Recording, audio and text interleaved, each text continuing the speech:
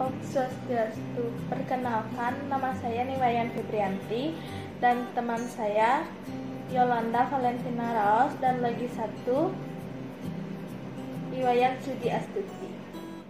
Pembahasan materi kali ini yang pertama ada keadaan pedesaan negeri kita, yang kedua pengertian dan luasnya pembangunan pedesaan, yang ketiga peranan KUD dalam pembangunan masyarakat desa. Keadaan pedesaan negeri kita. Masyarakat pedesaan Indonesia umumnya sudah mengenal istilah gotong royong. Hal ini yang terjadi adalah ciri khas yang biasanya dilakukan masyarakat pedesaan. Gotong royong biasanya dilakukan oleh masyarakat pedesaan untuk mencapai tujuan bersama yang sudah direncanakan sebelumnya. Baik, saya akan melanjutkan presentasi dari teman saya. Selanjutnya ada materi, adapun ciri dari masyarakat desa antara lain ada 5. Yang pertama, antar warga memiliki hubungan yang sangat erat. Yang kedua, kekeluargaan dijadikan sebuah pengikat antar warga dalam kehidupan berkelompok. Yang ketiga, sebagian besar warganya menghasilkan produk pertanian untuk memenuhi kebutuhan hidupnya. Yang keempat, kesenjangan sosial yang ada tidak terlalu besar selisihnya. Yang kelima, kesadaran masyarakat untuk mematuhi nilai dan norma yang berlaku di wilayah sangatlah tinggi. Selanjutnya, adapun bentuk fisik dari pedesaan antara lain ada 3, yaitu 1. Memiliki sekitar kurang lebih 1.000 jumlah penduduk. Kedua, kebanyakan tanah di pedesaan digunakan untuk pertanian, kecuali pedesaan yang berada di pesisir pantai yang berprofesi sebagai nelayan.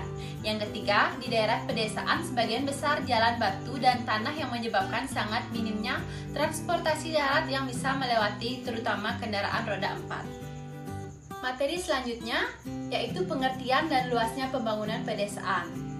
Yang pertama akan kita bahas pengertiannya. Pembangunan pedesaan merupakan sebuah tahapan pendiskusian dan penentuan keinginan yang dilakukan oleh anggota atau masyarakat desa.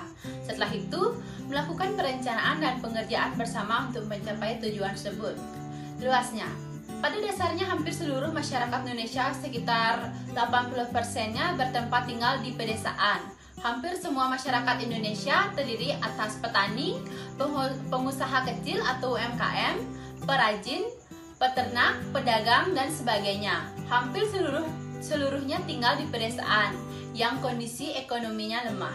Baik, selanjutnya saya akan melanjutkan presentasi dari teman saya dengan materi peranan KUD dalam pembangunan masyarakat pedesaan. Sangat pentingnya peran KUD, tentu keberadaannya perlu dipertahankan.